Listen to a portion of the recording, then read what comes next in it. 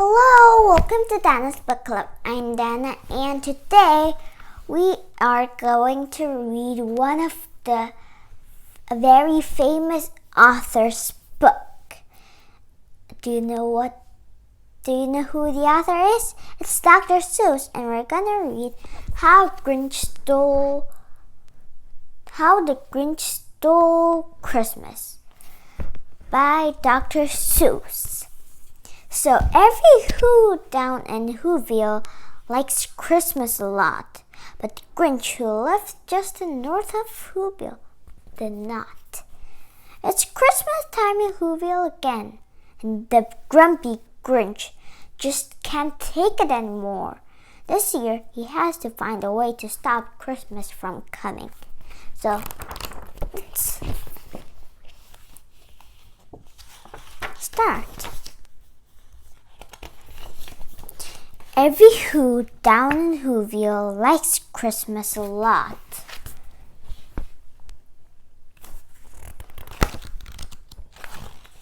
But the Grinch who lived just north of Whoville did not.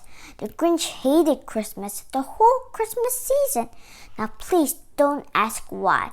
No one quite knows the reason. It could be his head wasn't screwed on just right.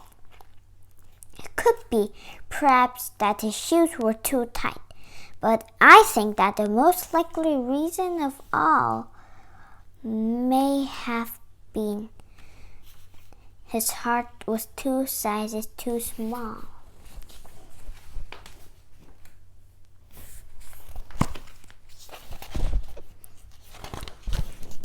But whatever the reason, his heart or his shoes, he stood there on Christmas Eve, hating the Who's, staring down from his cave with a sour, grinchy frown at the warm-lighted windows below in the town. For he knew every Who down in Whoville beneath was busy now hanging a mistletoe wreath. And they're hanging their stockings, he snarled with a sneer. Tomorrow's Christmas is practically here. Then he growled, with his Grinch fingers nervously drumming. I must find some way to stop Christmas from coming, for tomorrow he knew.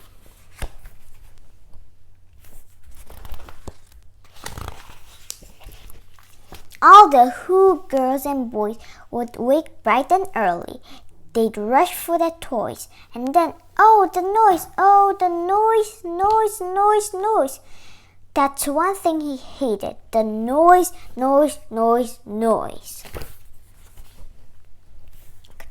So noisy.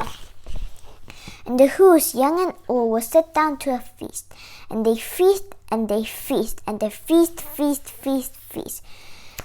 They would feast on Who pudding and rare Who roast beef, which was something the Grinch couldn't stand in the least.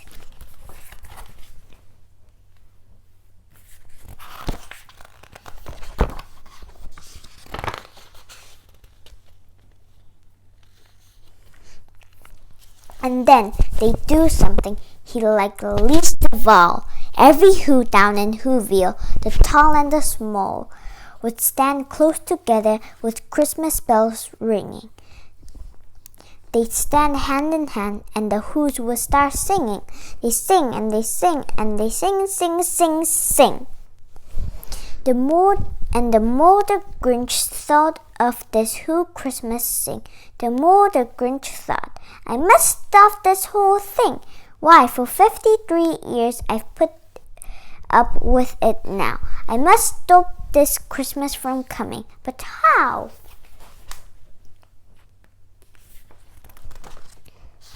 So many Who's. Then he got an idea, an awful idea. The Grinch got a wonderful, awful idea.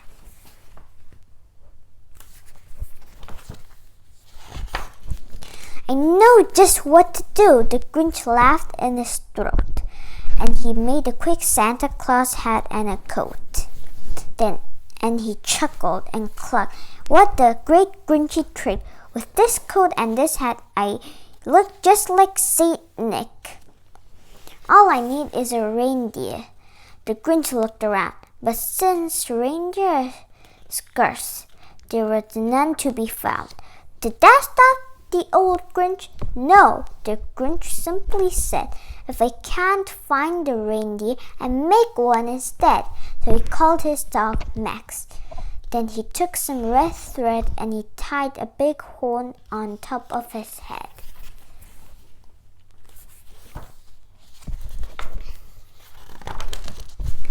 Then he loaded some bags and some old empty sacks on a ramshackle sleigh, and he hitched up old Max. Then the Grinch said, "Get up!" and the sleigh started down towards the homes where the Who's lay snooze in their town.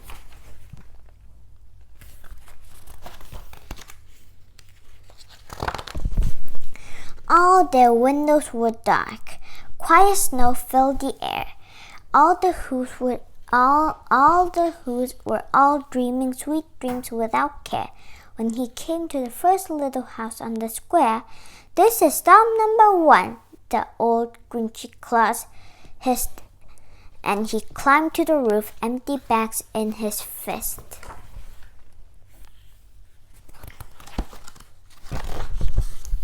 Then he slid down the chimney, a rather tight pinch.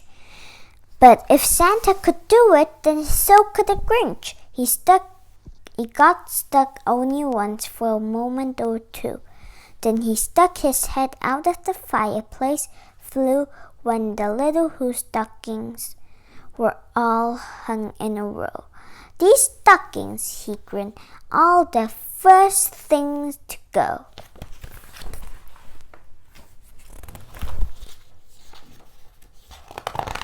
Then he slithered and slunk, with a smile most unpleasant, around the whole room, and he took every present: pumpkins and bicycles, roller skates, drums, checkerboards, tricycles, popcorn, and plums. Then he stuffed them in bags. Then the Grinch very nimbly stuffed all the bags one by one up the chimney.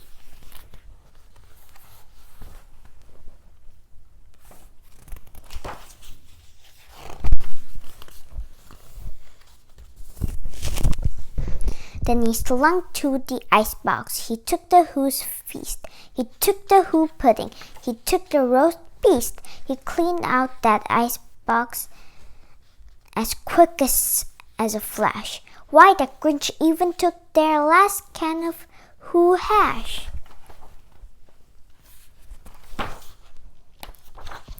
Then he stuffed all the food up the chimney with glee. "And now," grinned the Grinch, I will stuff up the tree."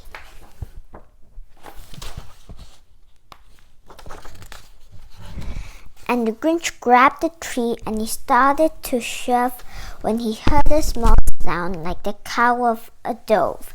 He turned around fast and he saw a small Who, little Cindy Lou Who was not more than 2. The Grinch had been caught by this tiny Who daughter, who got out of bed for a cup of cool water. He stared at the Grinch and said, "Santa Claus, why? Why are you taking our Christmas tree? Why?" "The tree's so cute." But you know that old Grinch was so smart and so slick. He thought of a lie and he started off quick. "Why, my sweet little tot," the fake Santa Claus lied, "there's a light on this tree that won't light on one side. So I'm taking it home to my workshop, my dear. I'll fix it up there, then I bring it back here." And his fifth for the child, he patted her head and he got her a drink and he sent her to bed. And when Cindy Lou Who went to bed with her cup, he went to the chimney and stepped the tree off.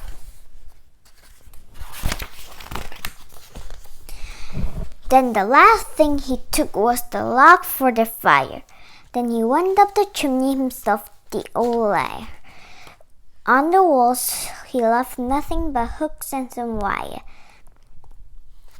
And that one speck of food that he left in the house was a crumb that was even too small for a mouse.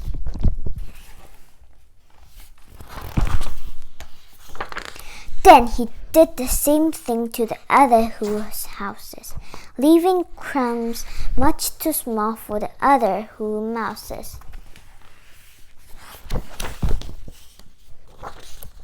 It was a quarter past dawn. All the who's still abed, all the who's still a snooze. When he packed up his sled, packed it up with their presents, the ribbons, the wrappings, the tags, and the tinsel, the trimmings, the trappings.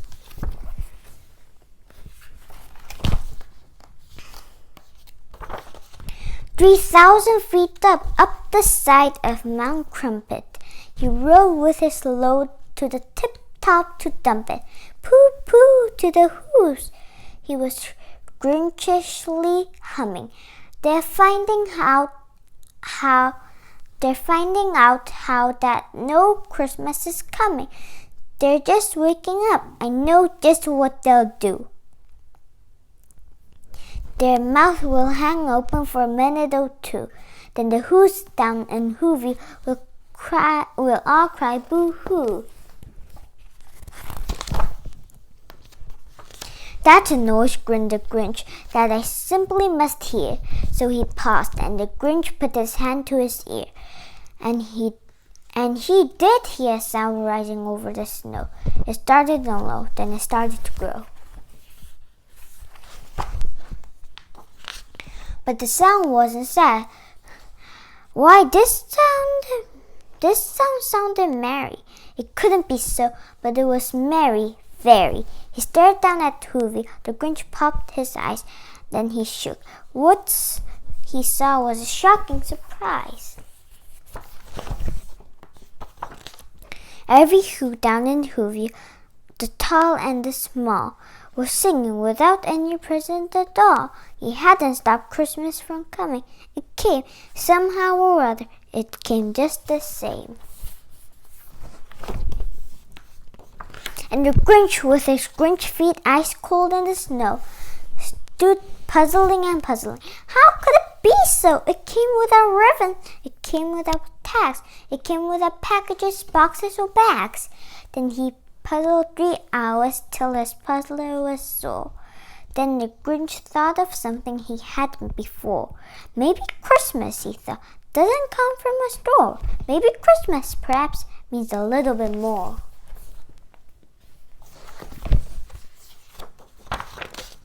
And what happened then? Well, in Whoville, they say that the Grinch's small heart grew 3 sizes that day. And the minute his heart didn't feel quite so tight, he whisked with his load through the bright morning light, and he brought back the toys and the food for the feast, and he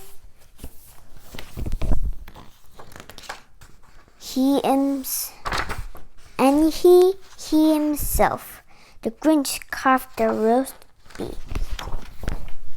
So, thank you for watching our show.